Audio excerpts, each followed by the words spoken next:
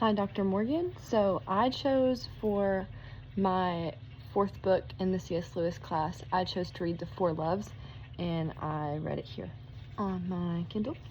So I have my Kindle here, and I also have my notes so I can talk in the video.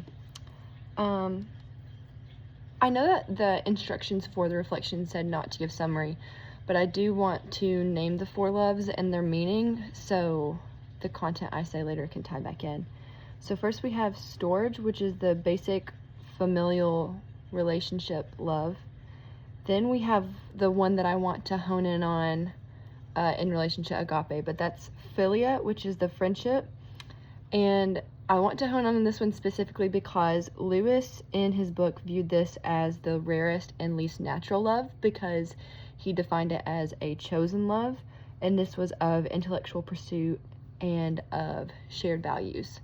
We'll get back to that later.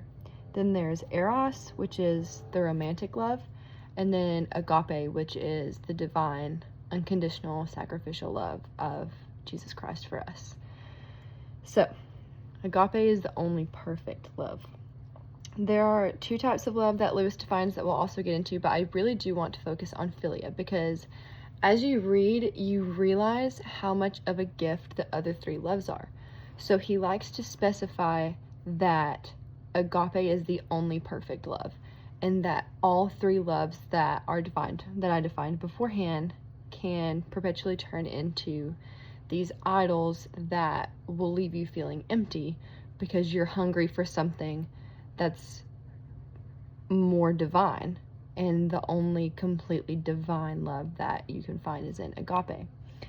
So I was actually having a conversation with somebody the other day, and I really wish they would read this book because they were talking about how they weren't sure if they wanted to follow Christ anymore. And I know this is in relation to the book, and I'll get there in a second, but the way they were talking, they're like, I'm not sure if I want to follow Christ because I know that I just want to live a life of purpose and I want to feel fulfillment. And right now I just don't, and I know that that's something that's promised in a life with Christ. And I think that so many people are searching for the agape love. They're searching for something that they don't know is readily available to them. And it's heartbreaking, but also at the same time, it gives me such a sense of gratitude because I was raised in a home with the storge love, the familial relationships, but that only took place because agape love was given so freely to us. So the three are born of the one, and all three can be encompassed in the one because God has a familial relationship with us as we are his children and he is the Father. The Lord has a philia friendship with us because it's a chosen relationship.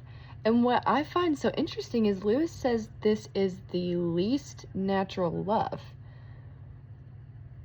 But the Lord has all three within the one. So he has the philia friendship love, which is the intellectual pursuit and shared values. And if you read more, it also talks about camaraderie, and it's so beautiful that we have this camaraderie with Jesus and the philia love that we have with him. And we also have the eros love with God. It talks about the eros being the romantic and the attraction. We do have a romantic relationship with the Lord. Like, our soul in its most basic need craves only something that the Lord can give. And that is eros. It craves that romantic fulfillment. And we are the bride of Christ, and he is returning for us. So there's a romantic fulfillment in that as well. And then you have the agape, divine, and unconditional love. I wrote down, and this is something that I really wanted to focus on, and Lewis, of course, touches on this, but as you read, you see more how you can't have the three loves without agape, and how in his perfect love, he gives us the different forms of love that we need to love other people. And so the greatest commandment was to love your Lord God with all your heart, and the commandment after that is to love others as yourself. And in that, you can't you can't be obedient without being given the ability to connect with people in unique ways based on your relationship with them. So the Lord provides us with these loves that are born from the agape love that he had for us. And I just think, I use the word beautiful so much, but it's really an act of adoration that he gives the agape love to us. And out of this agape love, we are given the ability to love others. And we can't do it unconditionally because we're not the Lord. So he gives us these different ways to nurture the people around us and love on them, which I think is just stunning in its own way. And fun fact, before I wrap this up, I wrote this down.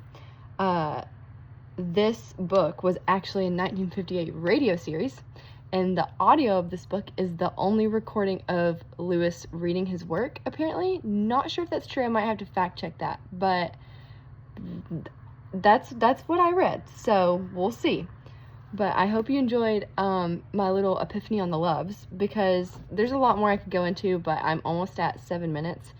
We could go out for coffee sometime and we can yap about it. But I really, in this video, wanted to focus on how the three come from the one, and how without the one, the three are unfinished. So, I hope you enjoyed. Have a great night.